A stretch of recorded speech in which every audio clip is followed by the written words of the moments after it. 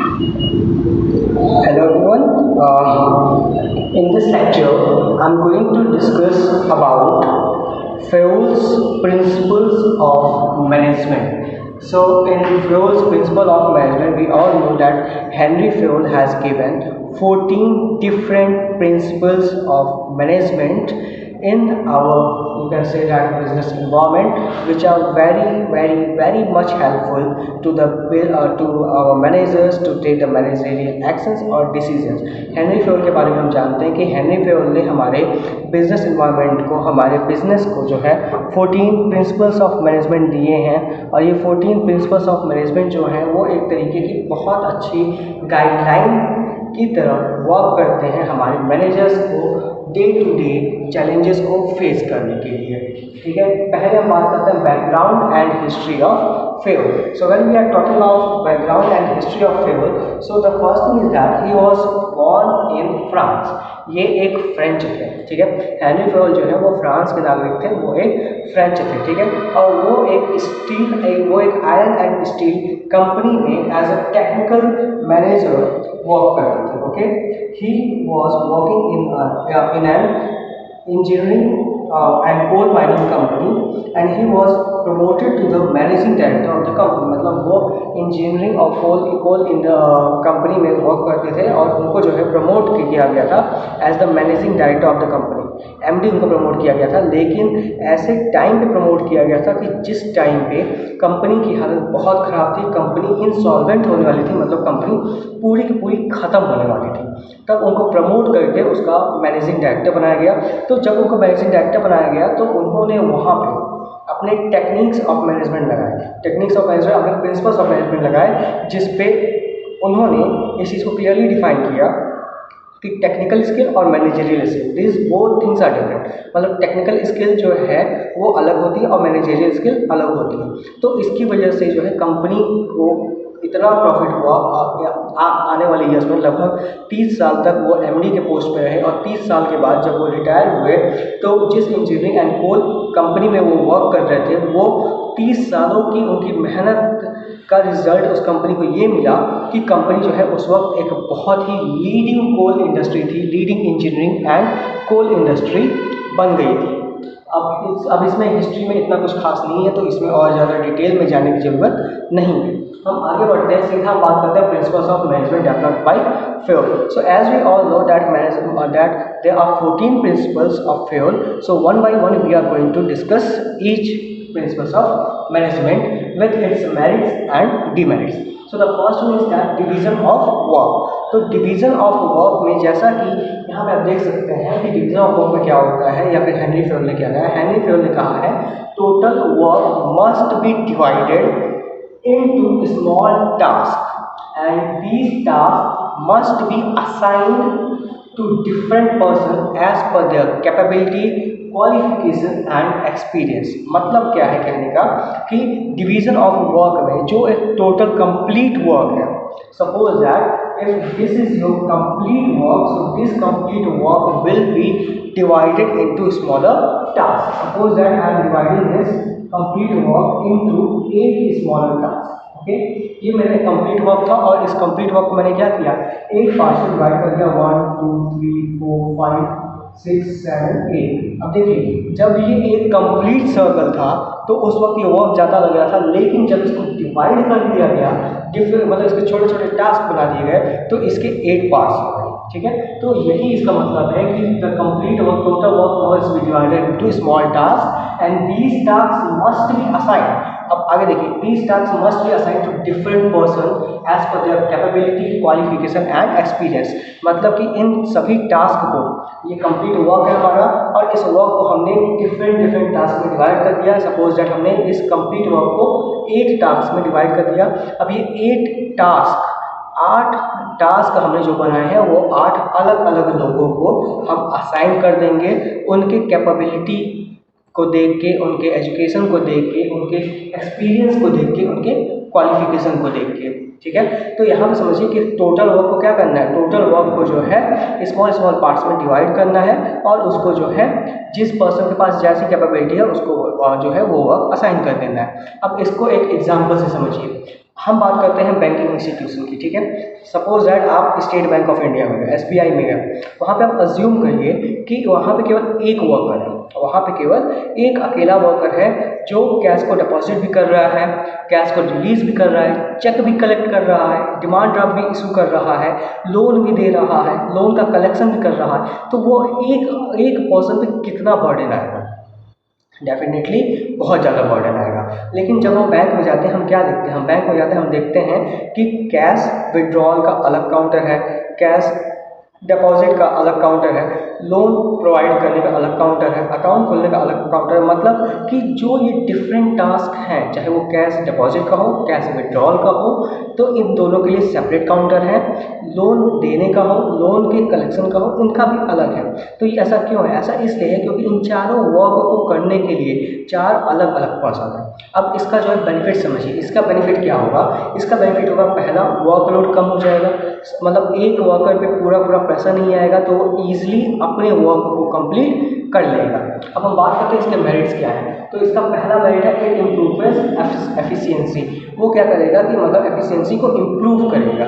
अब जैसे सपोज करिए कि हम बैंक का एग्जांपल ले रहे हैं, तो बैंक का एग्जांपल हम लेके चलते हैं कि जो पर्सन जिसको लोन रिलीज करने के लिए असाइन किया गया है, लोन देने के लिए असाइन किया गया है, तो अगर वो लोन देने का ही काम करेगा तो उसको जो है उसके माइंड में हमेशा चीज़ें जो है वो तैयार रहेंगी कि कितने % ऑफ इंटरेस्ट पे कौन सा लोन जो है देना है, education loan, car loan, different types के लोन्स के क्या इंटरेस्ट है। तो इससे क्या होगा? इससे वर्कर्स की एफिशिएंसी इंप्रूव होती है। क्यों? क्योंकि एक वर्कर अगर एक वर्क को रिपीटेड नंबर ऑफ टाइम्स करेगा तो ऑटोमेटिकली वो जो है क्या करेगा, उसकी एफिशिएंसी इंप्रूव हो जाएगी। नेक्स्ट समझिए, leads to specialisation of work. मतलब क्या है कि अगर एक ही पर्सन एक वर्क को कर रहा है तो वो उसमें एफिशिएंट हो जाएगा, और इसकी वजह से इसकी वजह से उस वर्क में स्पेशलाइजेशन होगा। स्पेशलाइजेशन मतलब कि उस वर्क को जो है काफ़ी सही तरीके से किया जाएगा। ठीक है, चलिए अब हम लोन की जगह अब हम कैशियर की बात करते हैं, जो कैश डिपॉजिट करने का काम कर रहे हैं। तो जो कैश प्रॉपरली, जिसका वर्क ही है कि उसको कैश डिपॉजिट करना है, तो क्या करेगा? वो प्रॉपर काउंट करने के बाद कैश जो है डिपॉजिट करेगा, कैश जमा करेगा, तो यहाँ पे एरर के चांसेस कम हो जाएंगे। अब सपोज करिए वही कैश डिपॉजिट करता, वही कैश रिलीज करता, तो क्या होगा? वो कंफ्यूज हो जाता कि मैंने किससे कितना लिया है, किसको कितना दिया है, तो प्रॉपर रिकॉर्ड मेंटेन नहीं हो पाता। तो इसकी वजह से क्या है कि डिवीजन ऑफ वर्क की वजह से क्या होता है? स्पेशलाइजेशन ऑफ वर्क होता है। डीमेरिट्स की बात करें, मतलब क्या है कि अगर डिवीजन ऑफ वर्क को इंडस्ट्री में यूज़ नहीं किया जाएगा तब क्या होगा? अगर डिवीजन ऑफ वर्क को इंडस्ट्री में यूज़ नहीं किया जाएगा तब क्या होगा? तो इसका पहला डिमेरिट है, नो स्पेशलाइजेशन ऑफ वर्क। मतलब वर्क का कोई भी स्पेशलाइजेशन नहीं होगा, वर्क को अच्छे तरीके से किया नहीं जाएगा। दूसरा, duplication of work. Duplication of work मतलब कि एक ही काम को कई लोग बार बार करेंगे, तो यहाँ पे चांसेस हैं कि डुप्लीकेशन ऑफ वर्क हो सकता है। फिर लास्ट क्या है? Lack of efficiency. मतलब कि अगर एक ही वर्कर पे सारा प्रेशर जाएगा तो उसकी एफिशिएंसी क्या करेगी? उसकी एफिशिएंसी लैक करने लगेगी, कम हो जाएगी। अब हम बात करते हैं दूसरे प्रिंसिपल ऑफ मैनेजमेंट की, जो कि है हमारा अथॉरिटी एंड रेस्पॉन्सिबिलिटी।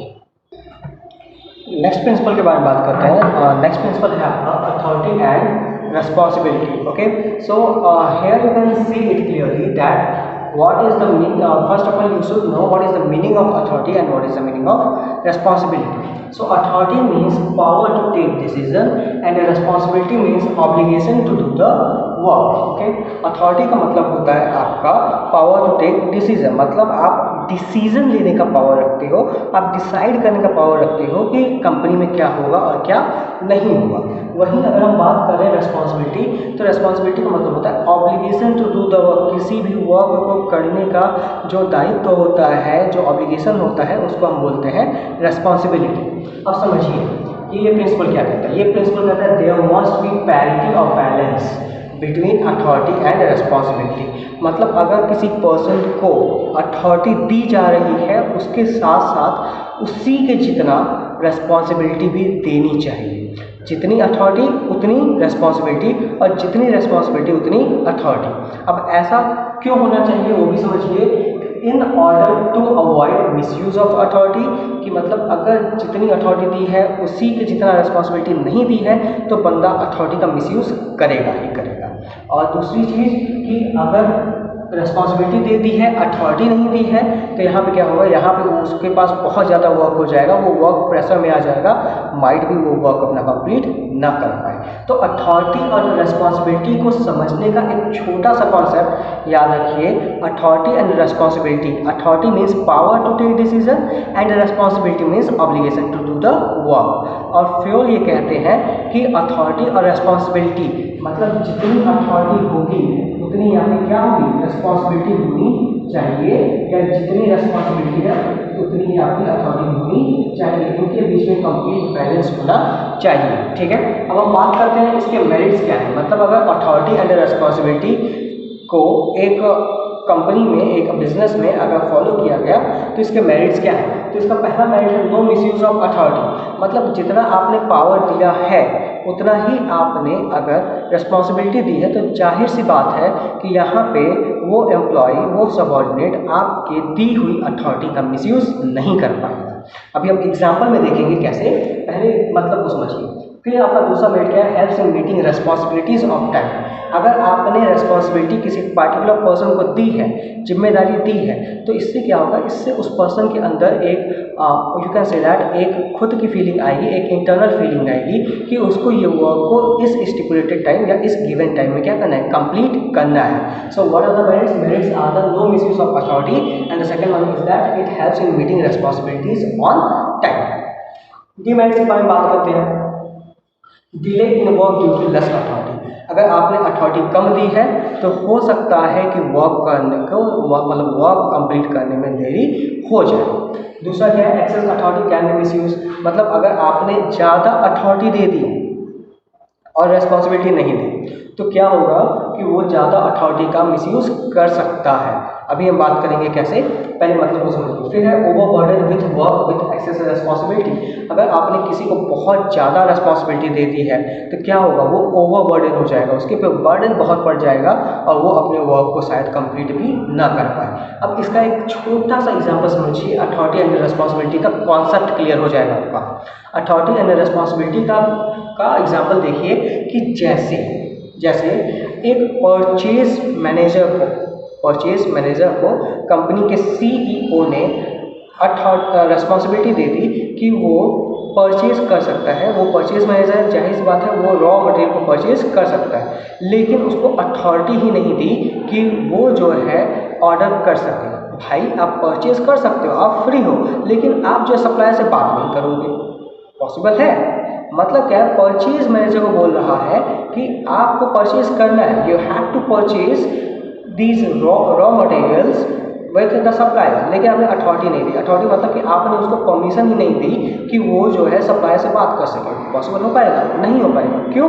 क्योंकि वो परचेज तो करेगा, लेकिन परचेज किससे करेगा जब वो सप्लायर से बात ही नहीं करेगा। तो मतलब क्या कि अगर आपने रिस्पॉन्सिबिलिटी दी है कि परचेज मैनेजर जो है वो परचेज करेगा, तो साथ ही साथ आप उसको अथॉरिटी भी दीजिए, मतलब कि वो जो है सप्लायर से बात कर सके, उसको इतना पावर भी दीजिए कि वो सप्लायर से बात कर सके, डिफरेंट सप्लायर से बात कर सके। ठीक है, तो ये होता है कि there should be a complete balance between authority and responsibility. Okay, अब यहाँ पे समझिए अथॉरिटी का मिसयूज कैसे हो सकता है। ठीक है, मैं एक बहुत कॉमन एग्जांपल दे रहा हूँ। इंडिया का एक बहुत ही रेप्यूटेड बैंक है, I am not going to take that name, you can easily understand कि ऐसा कौन सा बैंक है हमारे रिमोट एरियाज में बेसिकली। ठीक है, क्योंकि हम रिमोट एरिया से आते हैं, तो आप रिमोट एरिया से समझिए कि एक बहुत ही स्पेशल सेंट्रल गवर्नमेंट का बैंक है कि जिसका बैंक मैनेजर कभी काम ही नहीं करते हुए दिखेगा, एब्सेंट ही रहेगा मैक्सिमम टाइम में।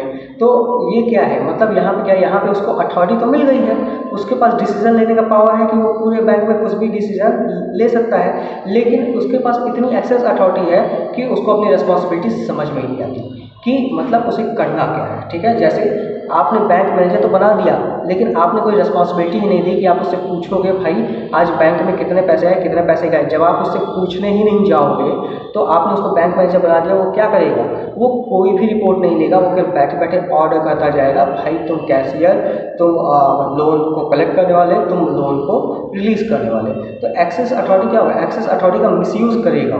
ठीक है, वो कभी भी किसी को भी हायर कर लेगा, किसी को भी फायर कर लेगा, क्योंकि उससे कोई क्वेश्चन करने वाला नहीं होगा। लेकिन अगर उससे कोई क्वेश्चन करने वाला होगा तो क्या होगा, वो अपनी अथॉरिटी को सोच समझ के यूज़ करेगा।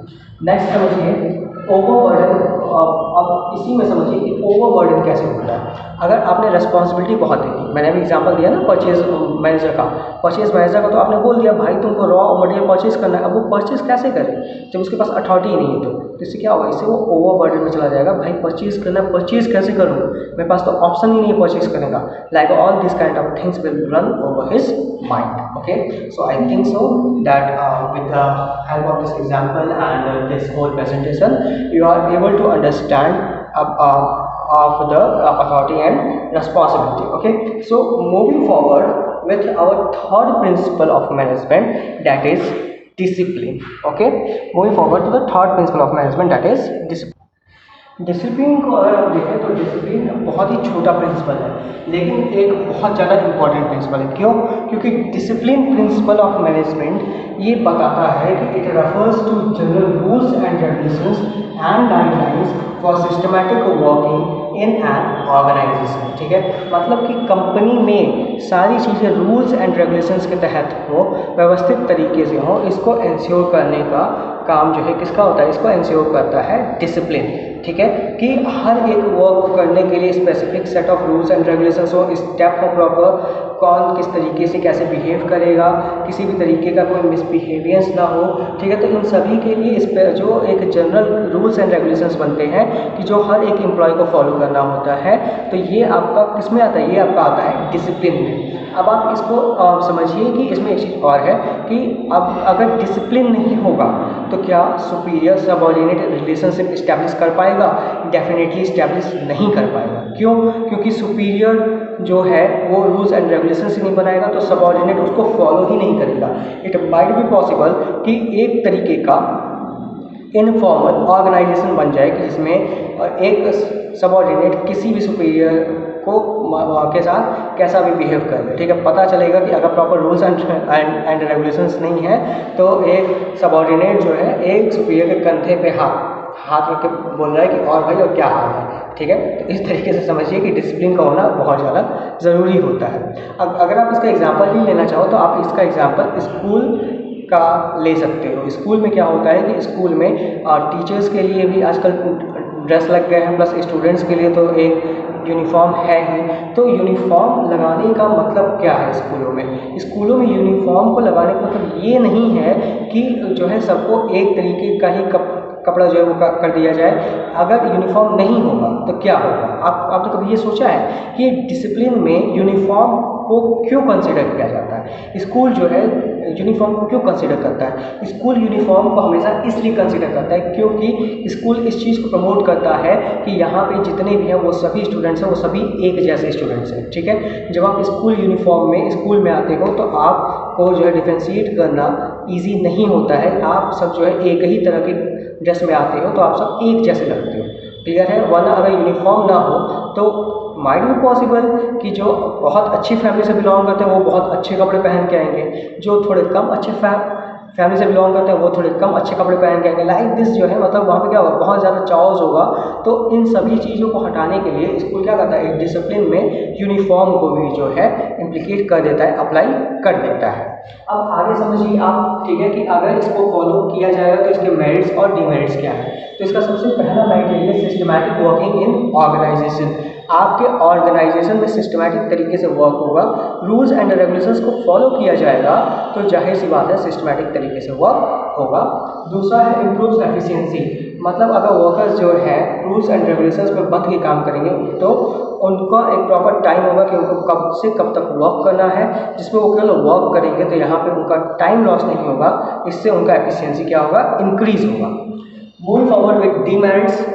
डीमेरिट इसका क्या है, it creates disorder, confusion and chaos. ठीक है, डिसऑर्डर, कंफ्यूजन और चाओस कैसे करेगा? आप ऐसे समझिए कि अगर रूल्स एंड रेगुलेशंस नहीं होंगे तो ऑर्डर कौन देगा और फॉलो कौन करेगा? कंफ्यूजन हो जाएगी, तो कंफ्यूजन हो जाएगी तो चाओस क्रिएट होगा, भाई कौन ऑर्डर दे रहा है और कौन उस ऑर्डर पे वर्क कर रहा है। ठीक है, तो इसलिए जो है डिसिप्लिन का होना ज़रूरी है। और अगर डिसिप्लिन नहीं होगा तो वेस्टेज ऑफ रिसोर्स होंगे, मतलब कोई लिमिट ही नहीं होगा। भाई अगर एक चेयर को बनाना है तो माइंड में कि एक पूरा पेड़ ही जो है, मतलब एक पूरा ट्री के का ही वुड यूज़ कर लिया जाए और माइट बी पॉसिबल कि एक भी चेयर बन नहीं पाए। फिर क्या डिले इन वर्क, मतलब अगर डिसिप्लिन नहीं होगा तो सबऑर्डिनेट ईजिली अपने वर्क से एस्केप कर जाएगा कि भाई मतलब मुझे तो किसी ने कुछ कहा ही नहीं तो मैं क्यों वर्क करूँ। तो इस टाइप की सिचुएशंस जो कंपनी में क्रिएट होंगी, तो इन्हीं सबसे डील करने के लिए डिसिप्लिन प्रिंसिपल ऑफ मैनेजमेंट जो है कंपनी में इम्प्लाई करना चाहिए या अप्लाई करना चाहिए। Okay, so with this I am taking pause for this lecture. In my next lecture I will discuss again 3 or 4 principles of management. मैं 3 या 4 प्रिंसिपल ऑफ मैनेजमेंट से ज़्यादा किसी भी लेक्चर में कवर नहीं करूँगा कि ताकि आप ईजी तरीके से ईजी वे में सारे प्रिंसिपल्स ऑफ मैनेजमेंट को समझ सकें। अगर आपको कोई भी कंफ्यूजन हो रही है या कहीं पे कोई भी डाउट है, you are feel free to ask.